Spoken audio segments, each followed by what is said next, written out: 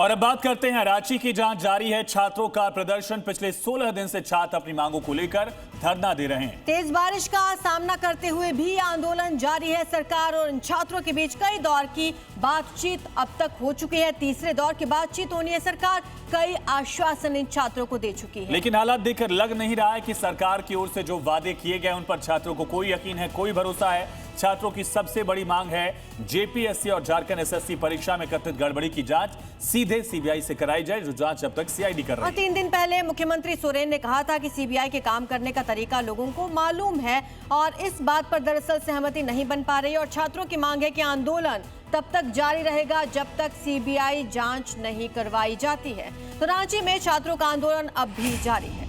ये बड़ी खबर है। सीबीआई जांच पर प्रदर्शनकारी छात्र लगातार अड़े हुए हैं। सरकार ने हालांकि बाकी सभी मांगे मान ली, कहा जा रहा है।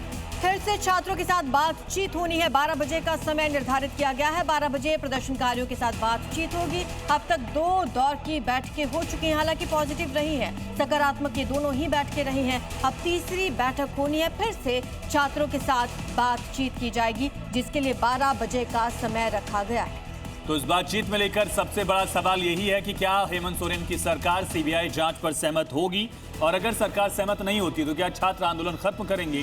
क्योंकि छात्रों ने सबसे बड़ी मांग ये रखी है कि जांच सीबीआई से कराइए, तभी हम आंदोलन खत्म करेंगे। तो आप यूं समझिए कि 15 से 16 दिन बीत चुके हैं। 16 दिन से अनशन जारी है और सरकार भी लगातार इसका जवाब अब दे रही है। मांगों पर गंभीरता से हम विचार कर रहे हैं, ये कहना है सरकार का। सरकार ने कहा कि हम उम्मीदवारों के ही साथ सिस्टम में बड़े बदलाव की तैयारी में है। 4 दिन पहले से ही बातचीत चाहते थे, सरकार कह रही है। सरकार ये भी कह रही है कि छात्रों को प्रस्ताव भेजा गया था, छात्रों से कई बार बातचीत हो चुकी है और आगे भी बातचीत जारी रहेगी। छात्रों को मनाने की कोशिश की जा रही है।